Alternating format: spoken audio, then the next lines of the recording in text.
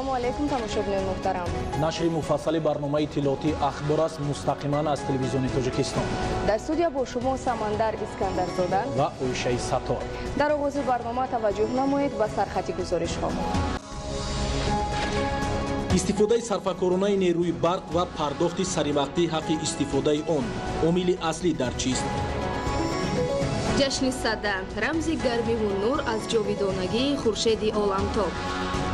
тадбирҳои сабзу хӯрамгардонӣ дар пойтахт, каштан аз дарахти зебо ва манфиатовар. таъсиси маркази омӯзишии ҳунарҳои мардумӣ дар ноҳияи Фархор. баргузории озмуни чакомаи гесу дар шаҳри Кӯлоб. шарҳи ин ва дигар хабарҳо. яке аз ҳадафҳои стратегии ҳукумати ҷумҳурии Тоҷикистон ки ба таъсиси ҷойҳои корӣ ва афзун гардонидани иқтидори содиротии кишвар таъсири бевосита мерасонад, ҳифзи амнияти озуқаворӣ тавассути рушди соҳаи кишоварзӣ мебошад. бо мақсади таъмин намудани пешрафти соҳаи кишоварзӣ ва ҳифзи амнияти озуқаворӣ аз ҳисоби лоиҳаҳои давлатии сармоягузорӣ ва буҷаи давлат дар солҳои соҳибистиқлолӣ беш аз 12 миллиард сомонӣ равона карда шудааст. дар натиҷаи тадбирҳои андешидаи ҳукумат ҳаҷми умумии маҳсулоти кишоварзӣ 3 баробар зиёд гардид, яъне аз 7,4 миллиард сомонӣ соли 2000 ба 21,3 миллиард сомонӣ дар соли 2018 расонида шуда, содироти маҳсулоти соҳа мунтазам афзоиш ёфтааст. идомаи ахбор. истифодаи сарфакоронаи нерӯи барқ ва пардохти саривақтии ҳаққи истифодаи он дар таъмини муназзами аҳолӣ ва иншооти гуногуни хоҷагии халқи мамлакат бо барқ нақши назаррас мегузорад. дар шаҳру ноҳияҳои вилояти Хатлон муштариёни барқ зиёда аз 213 миллион сомонӣ қарздор мебошанд, ки аксари онҳоро корхонаҳои саноатӣ ва хоҷагиҳои деҳқонӣ ташкил медиҳанд. омили асосӣ дар чист? бемасъулиятии ниҳодҳои дахлдор ва ё саркашии муштариёни корхонаҳои саноатию хоҷагиҳои деҳқонӣ дар самти пардохти ҳаққи истифодаи барқ. гузориши навбатӣ идомабахши ҳамин мавзӯъ аст.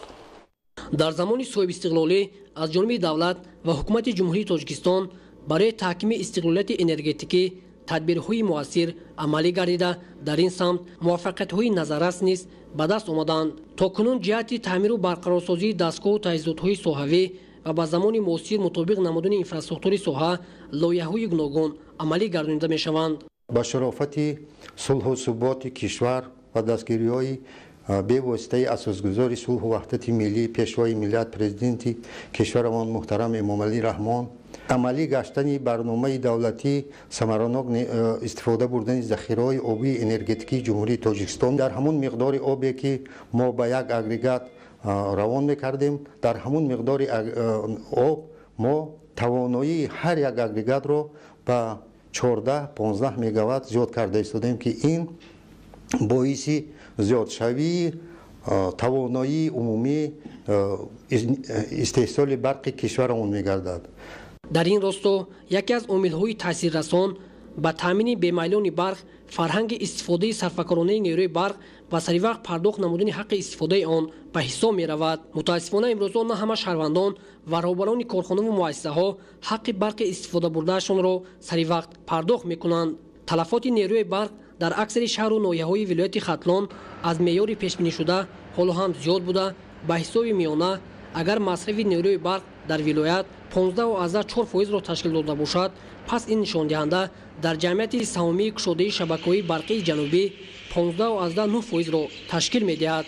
тибқи иттилои ҷамъияти саҳмии кушодаи шабакаҳои барқии ҷанубӣ дар шаҳру ноҳияҳои вилояти Хатлон муштариёни барқ зиёда аз 213 миллион сомонӣ қарздор мебошанд, ки аксари онҳоро корхонаҳои саноатӣ ва хоҷагиҳои деҳқонӣ ташкил медиҳанд. нисбат ба дигар шаҳру ноҳияҳои минтақаи бохтари вилояти Хатлон, нишондиҳандаҳои шабакаҳои барқии шаҳри Левакан, ноҳияҳои Кушониён, Ҷалолиддини Балхӣ, Абдурахмони Ҷомеъ, Хуросон, Вахш ва Қубодиён дар самти ҷамъоварии маблағи истифодашудаи қувваи барқ дар сатҳи паст қарор дорад. ҳолати воқеъ баланд бардоштани маърифати шаҳрвандон дар истифода ва пардохти саривақтии ҳаққи қувваи барқро тақозо дорад. дар шаҳри Левакан муштари аз аҳолӣ 10,000 мебошад, корхонаи саноатӣ 76 та мебошад. аз аҳолӣ хуб аст ки мардум саривақт маблағҳои барқро пардохт мекунанд. хоҷагии қарздор, хоҷагии деҳқони Бохтиробод, хоҷагии деҳқони Кучар Азизов ки инҳо қарздоршон аз соли пеш мебошанд. غذای کلان اینها رو ما با مقامات حقوق پیشنهاد کردیم چاره‌جویی کردیم. پرداخت حق استفاده برق حتمی است و استفاده غیرقانونی آن جنایت به حساب می رود. شاید استفاده برندگان نیروی برق در منطقه باختری ولایت ختلان از این بیخبر باشند. بنابراین تاکید کردن به مورد است که در استفاده و پرداخت حق استفاده قوه برق مسئولیت شناسی در جای اول می ایستد. از این بعد موضوع مذکور در برنامه اطلاعاتی تلویزیون تاجیکستان پیوسته پیگیری شده عملهای غیرقانونی شهروندان و تشکیلات و اداره‌های مملکت در استفاده نیروی برق آشکار و به نمایش گذاشته خواهد شد. باباکان امینزاده، سمندر اسکندرزاده، محمد سعید کمال، اخبار. ادامه برنامه اطلاعاتی اخبار. جشن سده چون رمز گرمی و نور از جاویدانگی خورشید عالمتاب بشارت داده با برگزاری چرابینی‌های عمومی استقبال می‌گردد. در ناحیه رشت جشن سده همچون افاده‌گری پیوند زندگی انسان‌ها با طبیعت، دوره آمادگی به استقبال بهار و نوروز، اینچنین دوره نهالشینانی، تیاری به کشت و کار بهاری و دیگر کارهای کشاورزی با برگزاری سنت و عنعنه‌های خاص تجلیل کرده شد. گزارش خبرنگاران ما. جشن سده در قطار جشن‌های نوروز و مهرگان همچون ایدهای باشکوه و شهامت مردم ما به شما رفته. این جشن اجدادی محض در زمان استقلالیت دولتی کشوری عزیزمان با اقدام خیرتمندانه پرزیدنت جمهوری تاجیکستان پیشوای ملت محترم امامعلی رحمان همچون جشن ملی از نو احیا گردید. از این خاطر عنعنه و رسم و آیین‌ها و فرهنگ غنی مردم تاجیکی از قدیم الایام به زمین سر و کار داشتند و صاحب مدنیت بلند زمینداری بودند تا امروز زنده باقی مانده است و همچون جزء ترکیبی تمدن عمومی بشری برای انسانیت خدمت می نماید. سده کهن که از برکت استقلالیت و افزودن خودشناسی و خود آگاهی مردم ملت تاجیک عمر تازه یافته است. امروز در همه جماعت‌های دهات ناحیه با حس بلند تمدن آفری سیر دارد و هر یک ما را هشدار می‌سازد که با این عید سنتی دیرینه مردم تاجیک ارزش‌گذاری نماییم و به دستاوردهای دوران استقلالیت شکرگزار باشیم. چرابینی خاطرمان بخشیده به جشن سده در باغ فرهنگی فراغتی شهرک غرم برگزار گردید. در راسته نمایش محصولات کشاورزی و هنرمندی اهل جماعت 14 جماعت شهرک و دهات ناحیه رشت محصول دسترنج خود را به معرض تماشابینان گذاشته بودند که همه این دستاوردها از زحمت دهقانان و هنرمندان این گوشه کوهستان کشوری عزیزمان شهادت میداد. در آغاز چهاربینی مسئولین مقامات اجرایی حکومت دولتی ناحیه رشت فرارسی جشن سده را چون فالینک از آمدن فصل گرمی و آمادگی کشاورزان به موسم کشت و کار بهاری منیداد کردند. چون ماهیت جشن سده پیروزی روشنایی بر تاریکی، گرما به سرما و نیکی بر بدی تشکیل داده مردم آن را با افروختن گلخانهای بزرگ گرامی می داشتند. در اطراف گلخان مردم بزم و بازی تشکیل کرده فرارسی جشن سده را به همدیگر مبارکباد می‌کردند تا همگان دست جمعانه در روند موسم کشت و کار بهاری و صورت بخشیدن کارهای سازندگی به استقبال جشن 30 سالگی استقلالیت دولتی جمهوری تاجیکستان سهم باسزای خود را گذارند. ایدیگولی محمود، دادرجان میرزازاده، برای برنامه اخبار از ناحیه رشت. کаштан аз ҷумлаи дарахтоне ба шумор меравад ки давоми солҳои охир бо назардошти зебогӣ ва манфиатовар буданаш дар гулгашту хиёбонҳои шаҳри душанбе шинонида шудаанд. ин дарахти нодир ба тоҷикистон аз белгия ворид карда шуда хоса дар фасли баҳору тобистон зиннатбахши пойтахти мамлакат мебошад. гузориши аҳлидини нурло ва баҳодури истам. дар давоми 2 соли охир тадбирҳои ниҳолшинонӣ ва сарсабзу хуррамгардонӣ боғу гулгаштҳо ва кӯчаю хиёбонҳо дар шаҳри душанбе вусъати бештарро касб намуданд. зиёд намудани ниҳоли дарахтони нодир ва гулу бутаҳои ороишӣ шаҳри душанберо боз ҳам сарсабзу хуррам гардонида дар ҳама гӯшаи шаҳр ҳар гулу бута ва дарахт ба худ зиннати хос дорад. каштан аз ҷумлаи дарахтоне ба шумор меравад ки давоми солҳои охир бо назардошти зебогӣ ва манфиатоварӣ дар мавзеъҳои гуногуни шаҳри душанбе зиёд шинонида шудааст. Ин дарахти нодир ба Тоҷикистон аз Белгия ворид карда шуда, хоса дар фасли баҳору тобистон зинатбахши пойтахти Тоҷикистон мебошад. Мутахассисон аллакай дар самти парвариши ин дарахти нодир таҷрибаи ғанӣ дошта, кӯшиш доранд дар оянда нашъунамои хуби онро таъмин намоянд. Ин ва дигар тадбирҳои муҳими сабзу хӯрамгардонии Душанбе дар доираи таваҷҷуҳу дастгириҳои доимии роҳбарияти давлату ҳукумати мамлакат анҷом дода шуда, гулу бутаҳо ва ниҳоли дарахтони шинонида шуда Душанберо барои сокинону меҳмонони пойтахт омӯзонда муаррифӣ мекунад. дар ҳақиқат дар шаҳри Душанбе дарахтони зиёди ороишӣ шинонда шуда истодааст ва имрӯз ки чун сухан дар атрофи дарахти каштан меравад, бояд зикр кунем ки дар ҳақиқат дарахти каштан ҳарчанд ба муҳити табиии шаҳри Душанбе созгор аст, инро замоне аз хориҷи кишвар овардан ва дар боғи ботаникии шаҳри Душанбе онро коркар карданд ва имрӯз бо гузашти вақт албатта мутахассисони соҳа, яъне ки олимони соҳаи растанипарварӣ инро тавсия доданд то дар гулгашту хиёбон, боғҳои фарҳангу фароғатӣ ва ҷойҳое ки барои зебогии озодагӣ ҳаст шинонанд. Ва имрӯз хушбахтона дар ҳудуди шаҳри Душанбе дарахтони зиёди каштан мавҷуд аст ки имрӯз дар ҳолати хуби сабзиш қарор доранд. қисми зиёди ниҳоли дарахтонеро ки дар кӯчаву хиёбонҳои шаҳри Душанбе шинонида шудааст, каштан ташкил медиҳад. Каштан асосан дар давлатҳои Осиё, Аврупо ва Штатҳои Муттаҳидаи Америка парвариш карда мешавад. Барои нашъуннамои хуби каштан ҳавои гарм муфид буда, аз ҷумлаи ниҳоли дарахтони зуд нашъуннамоёбанда ба ҳисоб меравад.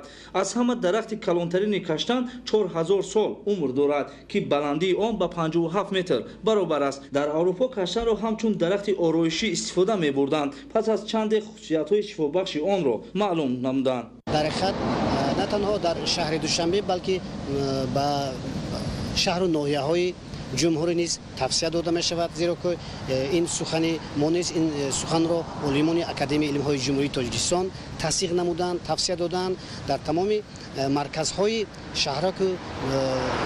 шаҳраку ноҳияҳои ҷумҳурӣ бояд аз ин намуди дарахти каштан истифода бурда шавад, яъне ки бештар шинонда шавад, зеро ки дарахти бисёрсола аст, умри дароз мебинад ва ҳам аз ҷониби дигар муҳити табиии шаҳрҳо деҳоро боз ҳам зеботар мегардонад. Дар аввали фасли тирамоҳ ва аввали баҳор шинондани ниҳоли дарахтони каштан тавсия дода мешавад. хушбахтона ин нави дарахти ороишӣ дар боғҳои истироҳати шаҳри Душанбе зиёд аст ва гӯшаву канори пойтахтро зебу зинати хоса мебахшад. умуман дарахтшинонӣ хоҳ он мева диҳанда бошаду хоҳ сояафкану ороишӣ амали накӯи инсонӣ ва тадбири муҳими манфиатовар мебошад. пас якҷоя ин мавсими ниҳолшинониро тақвият мебахшему дар сабзу хӯрамгардонии бештари ватан дастаҷамона иштирок менамоем.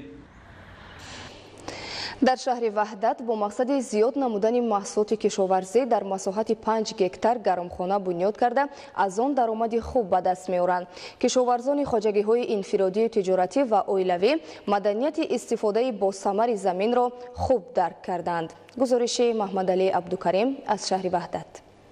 имрӯз кишоварзони ҳамаи шакалҳои хоҷагидории шаҳри Саравшан ба маъракаи муҳими яхобмонии боғу тогзор фаъолона шуғул меварзанд. ин амали нек дар ҳудуди шаҳри Ваҳдат дар майдони 2 гектар сокинон дар қитъаҳои назди ҳавлигии худ гармхонаҳои нави доимӣ ва мавсимӣ бунёд намуданд. Дар маҷмӯъ майдони гармхона дар шаҳри Ваҳдат наздик ба 5 гектарро ташкил менамояд.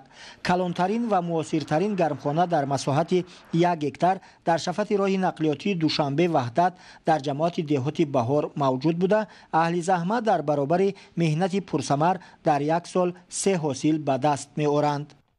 соли ҷорӣ 61 тонна помидор, 67 тонна бодиринг ба бозорҳои шаҳрамон, шаҳри Душанбе бароварда ба мардум пешкаш намудем. аллакай мардум фаҳмид ки аз ҳисоби гармхонаҳо, аз ҳисоби помидору бодирингу кабутие ки дар гармхона мешавад даромаднокӣ нағз мегиранд. гармхонаҳое ки дар оянда бунёд карда мешавад шурӯъ намуданд. در جماعت دهات گلستان ساکنان منفیت بیشتری گرمخانه را درک نموده همساله گرمخانه های نو و زمانوی بنیاد می نمایند. عین حال در حدود جماعت دهات گلستان ساکنان در قطعه های نزد حولگی خود 20 گرمخانه در میدان از 5 تا 20 ساتیق بنیاد نموده پرورش و استحصال پمیدار و بادرینگ، کرم، گشنیج و پیاز را خوب براه ماندند. ساکنان در برابر ثمرناک و عاقلانه استفاده بری از چنین گرمخانه ها عین حال گرمخانه های معاصر را بنیاد کرده ایستادند.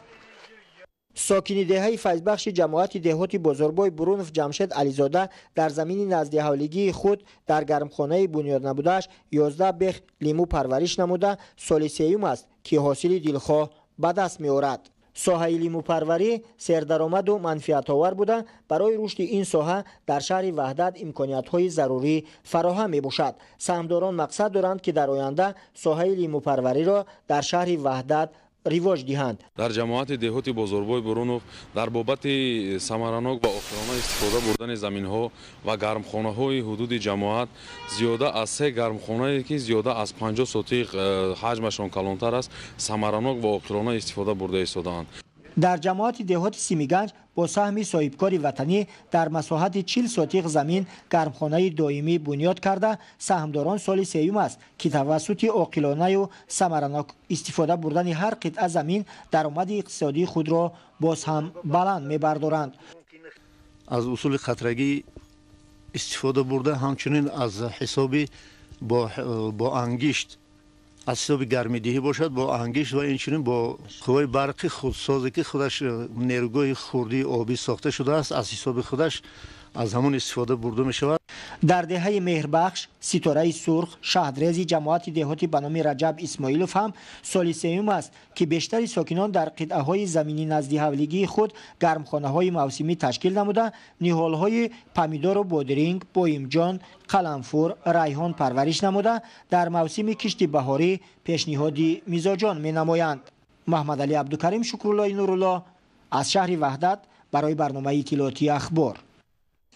با مقصد زمینه‌گذاری به حاصل فراوان باغ و تاکزار کشاورزان شهر استراوشان در همه شکل‌های خواجگی‌داری در باغ و تاکزار تدبیرهای یخابمانی می‌گذرانند.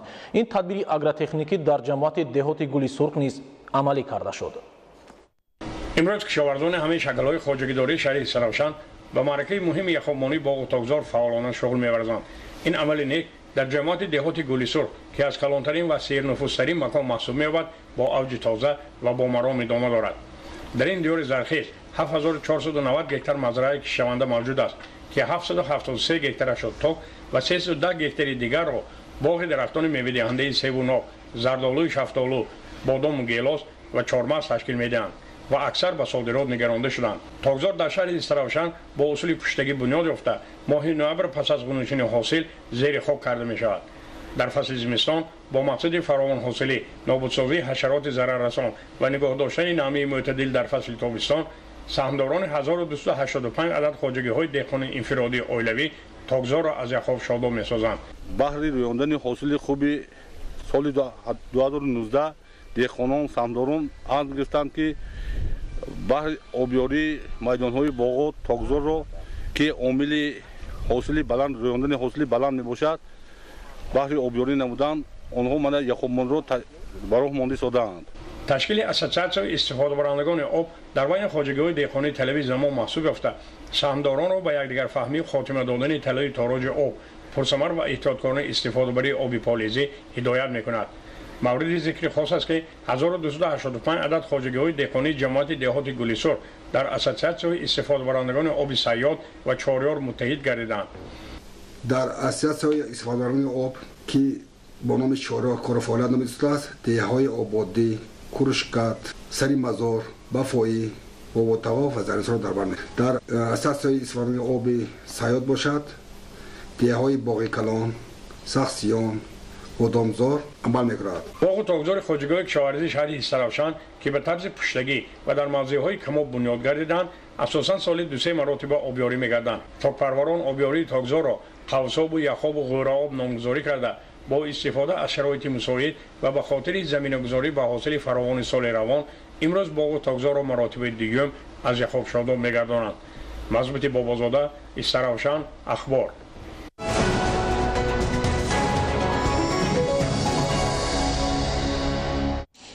ادامه اخبار.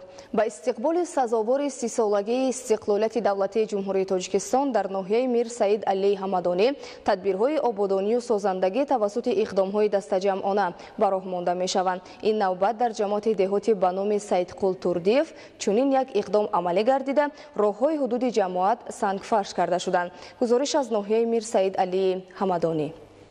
با اشتراک کارمندان مسئول کمیته اجرایی حزب خلق دموکراتی تاجیکستان در ناحیه میر سعید علی حمدانی در دایره عکسی حزبی یکجای حل میکنیم و سالهای رشد دهات، سیاحی و هنرهای مردمی، راههای کارناشایم دهاتی باغستان جماعت دهاتی به نام سیدقل توردیف طریق معرکه دست جمعانه نوسازی گردید. عملی نمودن تدبیرهای آبادانی در حدود دهها جهت فراهم آوردن شرایط ارزنده زندگی بیش از هر وقت دیگر رسد یافته در این سمت ساکنان فعالانه سهم می‌گذارند. طی یک ماه اخیر در دایره انجام کارهای آبادانی و سازندگی با سهمگذاری کارمندان مسئول کمیته اجرایی حزب خلقی دموکراتی تاجیکستان در ناحیه میر سعید علی حمدانی در حدود جماعت شهرک و دهات بیشتر از 20 کیلومتر راههای محلی سنگفر شده، محیط زیست و کوچه و محله ها را تازه آزاد نمودند. حالت راهها در بعضی از دهات ناحیه میر سعید علی حمدانی بر اثر بارشات کارناشایم گردیده، حرکت وسیله‌های نقلیات و رفت و آمد ساکنان با مشکلی صورت می‌گرفت. دوره به دوره تعمیر و نوسازی راههای محلی و آباد و زیبا گردانیدن شفت آن امکان فراهم می‌آورد که رشد باثبات دهات تدریجاً تامین شده برای ساکنان شرایط مساعد مهیا گردد. چنین اقدام تشبث‌های وطن دوستانه در اساس نقشه چهاربین‌های مربوط به جشن 30 سالگی استقلالیت دولتی جمهوری تاجیکستان عملی گردیده. با استفاده از امکانات موجوده، مسئولان کمیته اجرایی حزب خلقی دموکراتی تاجیکستان در ناحیه میر سعید علی حمدانی در کارهای آبادانی فعالانه اشتراک خواهند کرد.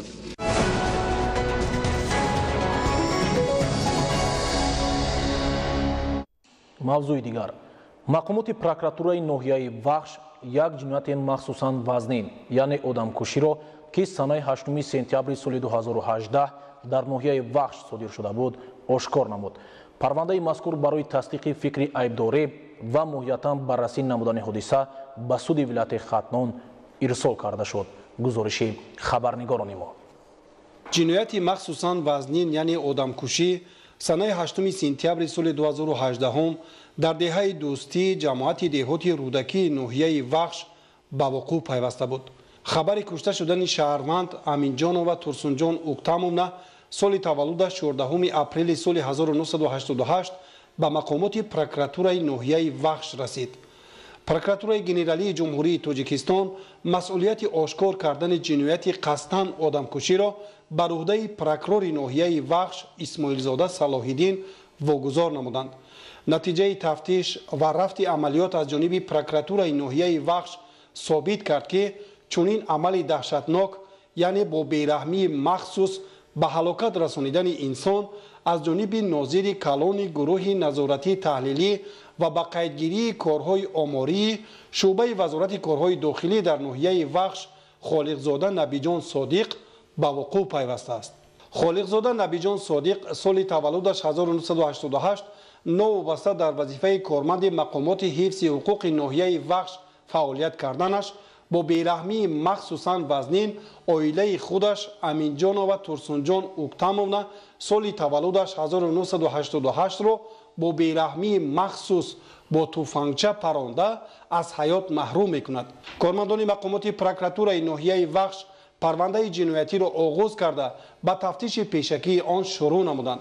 баъд аз тасдиқи пурраи фикри айбдорӣ парвандаи ҷиноятиро барои моҳиятан баррасӣ намудан ба суди вилояти хатлон ирсол карданд.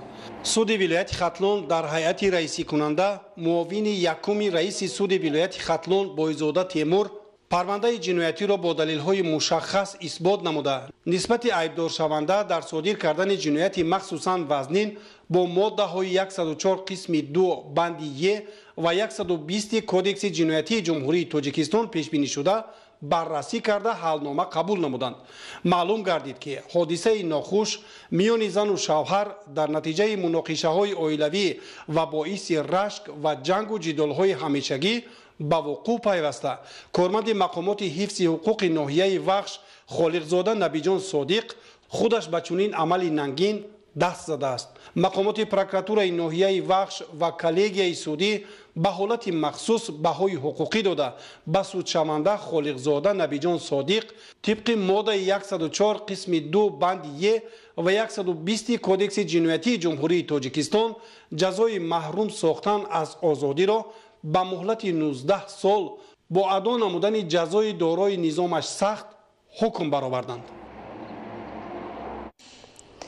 имрӯз барои ҷавонону наврасон шароити арзандаи таҳсилу истироҳат фароҳам оварда шудааст, вале ҳастанд идея аз наврасону ҷавонон ки ин ҳама ғамхориҳоро сарфи назар карда даст ба ҷинояту авбошӣ мезананд ва бештари вақти худро дар марказҳои компютерӣ мегузаронанд. гузориши хабарнигорони мо. кормандони хадамоти пешгирии ҳуқуқвайронкунӣ байни ноболиғон ва ҷавонони вазорати корҳои дохилии ҷумҳурии тоҷикистон дар якҷоягӣ бо дигар ниҳодҳои марбутаи соҳа дар масъаҳои таълимии шаҳри душанбе пайваста суҳбату вохӯриҳои судманд доир менамоянд. дар вохӯрии навбатие ки дар муассисаи таҳсилоти миёнаи умумии рақами 87 шаҳри душанбе доир гардид, асосан волидайни хонандагон иштирок намуданд. ҳозирин таъкид доштанд ки содиршавии кирдорҳои ҷиноятӣ аз ҷониби ҷавонону ноболиғон аз ҷумла оварагардӣ, муноқишаи гурӯҳӣ, дуздиву ғоратгарӣ аз бемасъулиятии баъзе волидайн дар самти таълиму тарбияи фарзанд дарак медиҳад. ҳарчанд аз қабули қонуни ҷумҳурии тоҷикистон дар бораи масъулияти падару модар дар таълиму тарбияи фарзанд чандин сол сипарӣ гардида бошад ҳам, вале то ҳанӯз баъзе падару модарон муқаррароти ин қонунро дарк накарда дар таълиму тарбияи фарзанди худ саҳлангорӣ мекунанд ки ин хунукназарии онҳо оқибат ба сар задани қонуншиканию ҷиноятҳои гӯшношунид оварда мерасонад. муноқишаҳои гурӯҳӣ миёни мактаббачагон ва содиршавии ҷиноят амалу кирдорҳои номатлуб аз тарафи онҳо боиси нигаронӣ буда тарбияи дурустро тақозо менамояд. беҳудагардию шабгардии аксар ҷавонон волидайни онҳоро ба ташвиш наоварда оқибат ба ҳар гуна амалу кирдорҳои зидди ҷамъиятиву ба ҷомеа хавфнок даст мезананд. чунин вохӯриву суҳбатҳо дар самти пешгирии содиршавии кирдорҳои ҷиноятӣ дар байни ноболиғону ҷавонон ва баландбардоштани савияи ҳуқуқии шаҳрвандон мусоидат намуда аз содиршавии амалу кирдорҳои зидди ҷамъиятиву ба ҷомеа хавфнок ва махсусан муноқиша ва задухурди гурӯҳи мактаббачагонро пешгирӣ хоҳад кард. абдулҳамиди назир, ситами муҳиддин, қадами нуралӣ, ахбор.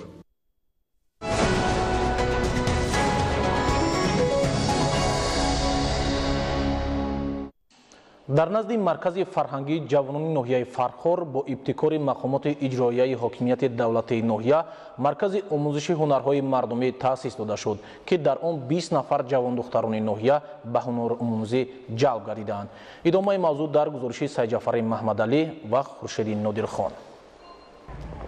дар ноҳияи фархор айни ҳол дар 4 ҷамоати деҳоти ноҳия бо ибтикори мақомоти иҷрои ҳокимияти давлатӣ маркази омӯзиши ҳунарҳои мардумӣ таъсис дода шудааст. дар асоси нақшаи чорабинии солҳои рушди деҳот сайёҳӣ ва ҳунарҳои мардумӣ барои ташкили ҷойҳои нави корӣ ва ҷалби ҳарчи бештари сокинони деҳот ба ҳунаромӯзӣ масъулин иқдом гирифтанд ки бо фароҳам овардани шароити лозима то соли 2021 дар ҳамаи 10 ҷамоати шаҳраку деҳоти ноҳия маркази омӯзиши ҳунарҳои мардумиро таъсис диҳанд. аз шумораи 7 адад чунин маркази омӯзишӣ ба нақша гирифташуда дар ҷамоати деҳоти гулшан аллакай як маркази омӯзиши ҳунарҳои мардумӣ пурра ба кор омода гардида дар назди маркази фарҳангии ҷавонони ноҳия бошад. бо ташаббуси агентии меҳнат ва шуғли аҳолӣ маркази омӯзиши ҳунарҳои мардумӣ ба фаъолият шурӯъ намуд ки дар он ҷавондухтарон ва ба унвони ҷамоати шаҳраки фархор ба омӯзиши ҳунарҳои дузандагӣ, бофандагӣ, адрасбофӣ ва дигар ҳунарҳои миллӣ ҷалб гардиданд. соли 2018 дар доираи ташкили озмуну чорабиниҳо бахшида ба соли рушди савӣ ва ҳунарҳои мардумӣ дар деҳоти ноҳия бештари ҳунарҳои миллӣ аз нав эҳё ва рушд намуд. барои дар ин замина ба шуғл фаро гирифтани сокинон дар шуъбаи агентии меҳнат ва шуғли аҳолӣ ва филиали маркази таълимии калонсолони тоҷикистон дар ноҳия низ омӯзиши ҳунарҳои мардумӣ баро монда шудааст. тибқи маълумот соли 2018 144 нафар ҷавондухтарону ба унвони деҳот ба омӯзиши ҳунарҳои қолинбофӣ, дузандагӣ, адрасбофӣ, гулдузӣ, сабадбофӣ ва дигар ҳунарҳои миллӣ ҷалб гардиданд. барои идомаи ин тадбир ва таъмини сокинон ба ҷои корӣ дар асоси барномаи мусоидат ба шуғли аҳолӣ дар маркази фарҳангии ҷавонони ноҳия ярмаркаи ҷои кории холӣ доир гардид ки дар ин чорабинӣ намояндагони 14 ташкилоту муассиса ширкат варзида ҷойҳои холии кориро ба корҷиён пешниҳод намуданд. дар ярмаркаи ҷои кории холӣ таваҷҷӯҳи бештар ба ҳунаромӯзӣ зоҳир гардида 20 нафар ҷавондухтарону ҷавонписарон барои идомаи таҳсил дар курсҳои кӯтоҳмуддат роҳхат пайдо намуданд. бо мақсади вусъат бахшидани ин раванд таъкид шуд ки фаъолияти маркази роҳнамои касбӣ бозам беҳтар карда мешавад. дар ноҳия барои рушди ҳунарҳои миллӣ тадбирҳои мушаххас амалӣ гардида пас аз пешниҳоди як гузориши мо оид ба ҳолати маркази آدرسبافی نزد ورزشگاه مرکزی نویا که در آن قریب 40 عدد چنین دستگاه‌های آدرسبافی موجود است، شخصان متصدی اقدام گرفتند که کار این مرکز را از نو براه مانده در مجموع در همه جماعت‌های شهرک و دهات نویا برای آموزش هنرهای مردمی و هرچی بیشتر به شغل فرا گرفتن ساکنان دهات نقشه چورابینی‌ها را عملی نمایند. در ناحیه دنغره، ناصری خسروی ولایت خطلون و عینی ولایت سوخت دور نهایی آزمون دسترخوان آرایی جنبست گردید.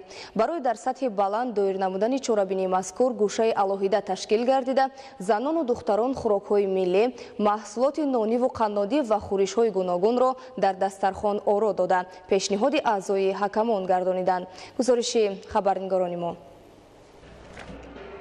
در مرکز فراغتی خرمشهر ناحیه دنغره با اشتراک نمایندگان جماعت‌های شهرک و دهات و دیگر تشکیلات و مؤسسه‌های ناحیه آزمون دسترخوان آرایی برگزار گردید. در آزمون کدبانها از جماعت‌های شهرک و دهات ناحیه آراستن دسترخوان‌های ایدانه ملی، نوع‌های گوناگون طعام‌های ملی و خورش‌های گوناگون را منظور هیئت حکمان نمودند. داوران ضمن بهاگذاری به اشتراکداران آزمون بیشتر به استفاده صرفه‌کارانه و ماهرانه دسترخوان، کم خرجی آن و استفاده محصولات وطنی اعتبار داده بهاگذاری نمودند. ما زنها بسیار خوشبختیم و سپاسگزار هستیم که جناب عالی همه کدبانهای بهترین و این چنین زنهایی بگیم که محل رو با افتخار مسئله گذاری کرده آیدی بگیم که دسترخوانی کم خرج در توی مراسم ها، یعنی که استفاده بردن طرز آرا دادن دسترخوان یعنی آزمون ها گذرانده شده است. همچنین بخشیده به جشن بین المللی نوروز آزمون ولایتی کدبانوی بهترین گذرانده شد که بانوان هنرمند ناحیه مهارت بلندی کدبانوگی خویش را نشان داده سزاوار جایهای نمایان گشتند. بسیاری بانوان تاجیک از بازارها استفاده میبرند، از پخت و پزهای بازاری استفاده میبرند. برای ما میخواهیم که این بانوان از محصول دستان خودشان دسترخوانشان را آرایش دهند، یا که توی محرکه هایی که میکنند یا که چورابینی هایی که اویلوی که میکنند از محصول دستان خودشان استفاده برند و کم مصرف باشند. مورد ذکر است که آزمون مذکور با مقصد احیا نمودن طعام‌های ملی، فرهنگ روزگارداری با صفت بلند و خرج کم آراستن دسترخوان در توی معرکه‌ها تشکیل و گذرانده می شود. صلادین نعمتов برای برنامه اطلاعاتی اخبار از ناحیه دنغره.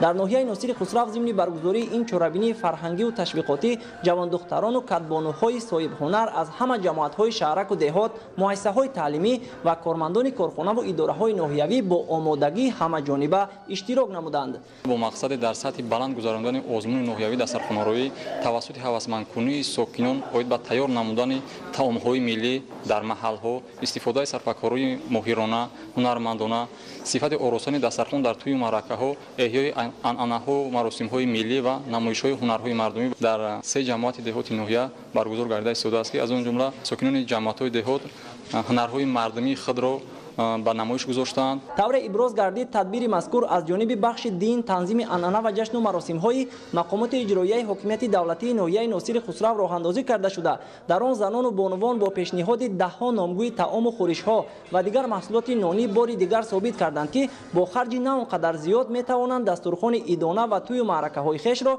خیلی ماهرانه و زیبا آرا دهند. باز هم بخشیده به 30 سالگی اسحاق دولت جمهوری تاجیکستان رشد هنرهای مردمی و احیا نمودن عنعنه‌های ملی و خوراک‌های ملی را با دوام دهیم، با همین گونه چورابینیان را با گذرانیم.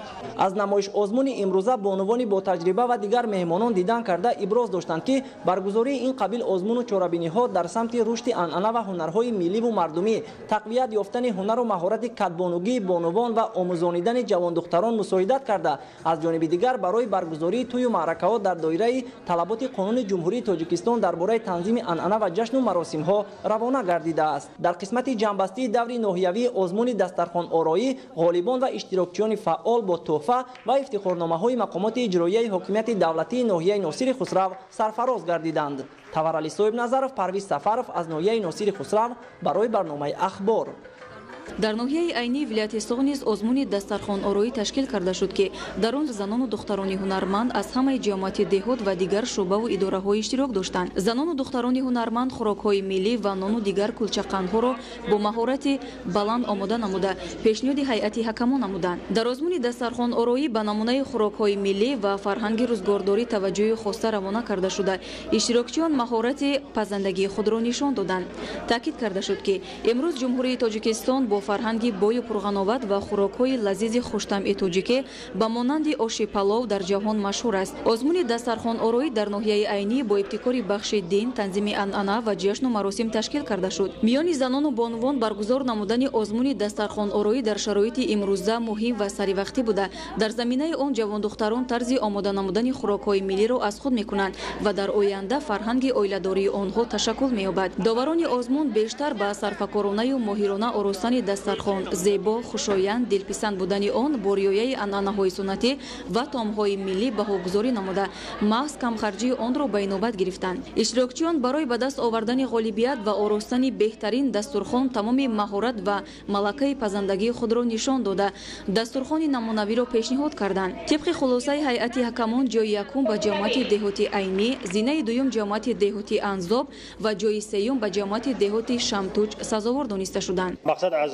баргузории ин гуна озмун ин эҳё намудани таомҳои миллӣ, ҳунарҳои миллӣ ва минбаъд дар тӯи маросимҳо барпо намудани ҳамин дастархонҳо иборат мебошад. ҳадафи асосӣ баргузор намудани озмуни дастархонороӣ, эҳё намудани фарҳанги рӯзгордорӣ, тарзи тайёр намудани таомҳои миллӣ, зебо ва камхарҷ оростани дастурхони идона мебошад. маҳорати баланди пазандагӣ ва оростани дастурхони камхарҷ дар байни занону бонувон тавассути ташкили чунин озмунҳои мақсаднок таҳким бахшида мешавад. ҳамзамон дар ин рӯз дар ноҳияи айнӣ фестивал озмуни даври ноҳиявии Чакомаи Гесту доир гардид. дар фестивали мазкур 18 нафар аз 8 ҷамоати деҳоти ноҳия иштирок карданд. ба иштирокчиёни фаъоли фестивал озмуни Чакомаи Гесту аз ҷониби бахши кор бо занон ва оилаи назди мақомоти иҷроияи ҳокимияти давлати ноҳияи айнӣ тӯҳфаҳо тақдим карда шуд. дар қасри фарҳанги шаҳри Кӯлоб фестивал озмуни шаҳрии Чакомаи Гесту баргузор гардид, ки дар он гулдухтарон намунаҳои либосҳои миллӣ, тарзи бофтани мӯй, ҷамолакбандию майдабофӣ ва кокулҳои гуногунро бо либосҳои хоси маҳал ба намоиш гузоштанд. гузориши Раҳматалӣ Назрӣ аз шаҳри Кӯлоб. бо ибтикори бахши кор бо занон ва оилаи мақомоти иҷроии ҳокимияти давлатии шаҳри Кӯлоб, бонувони ҳунарманд бо ҳам омада фестивали Чакомаи Гестуро дар сатҳи баланду хотирмон баргузор намуданд. нахуст бонувони ҳунарманд дар назди қасри фарҳанг вобаста ба талаботи фестивал намоишгоҳи ҳунарҳои мардумиро ташкил намуданд. ҳадаф аз баргузории фестивали мазкур намоиш, ороишу парвариши мӯй, рӯй, ҳаракати мавзун, муоширати духтарон, намоиши ҳунари волои машотаҳо ва ба ин васила дар доираи расму оинҳои миллӣ тарғибу ташвиқи анъанаҳои миллӣ аз қабили саршӯёну мӯйбофон, зуфандозӣ, ҷамолакбандию кокулбофӣ, эҳёи анъанаҳову маросимҳои миллӣ барои ҷавондухтарон мебошад. бисёр хушнуд ва сарфароз ҳастем ки имрӯз мо як гурӯҳ гулдухтарони мактаби президентии шаҳри Кӯлоб бо намоиши омода намудаи хеш дар фестивал озмуни Чакомаи Гесту ширкат варзидем. дар қисмати дуюми фестивал ки дар толори қасри фарҳанг идома ёфт, баромадкунандагон иброз доштанд ки фестивали мазкур дар тарғибу ташвиқи либоси миллӣ, пешгирӣ аз фарҳанги бегонапарастӣ ва эҳё намудани анъанаҳои мардумӣ мусоидат хоҳад кард. бо риояи шартҳои фестивал иштирокчиён намоиши мӯй, ороиши мӯю рӯй ва либосҳои миллиро аз матоъҳои атласу адрас ва чакан пешниҳод карданд.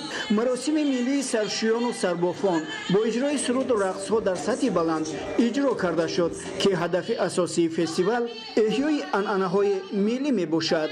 паҳлӯи дигари ин фестивалу озмунҳое ки дар ин имсола мо дар нақша гирифтагем, тарғиб намудани либосҳои миллӣ, анъанаҳои миллӣ, пешгирӣ аз фарҳанги бегонапарастӣ мебошад.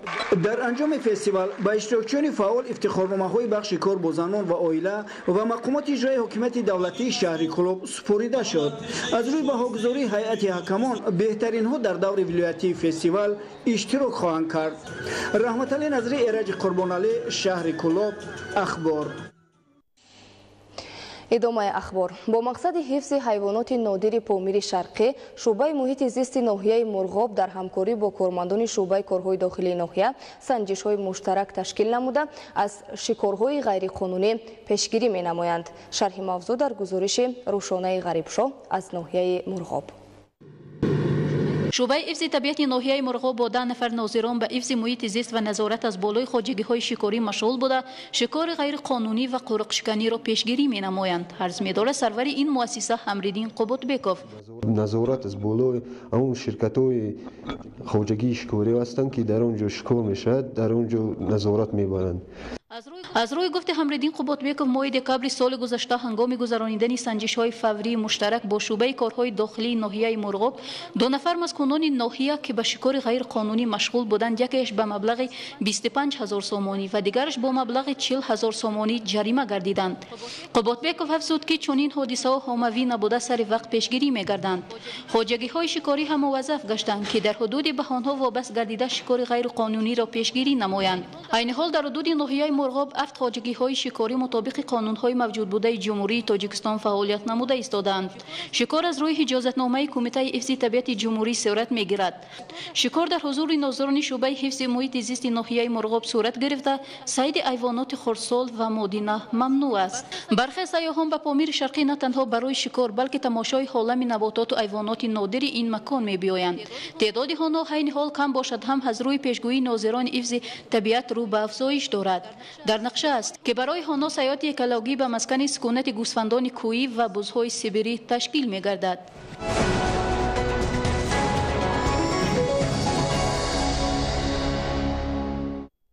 тамошобинони муҳтарам, нашри муфассали барномаи иттилооти ахбор ба анҷом расид. хайр, саломат бошед.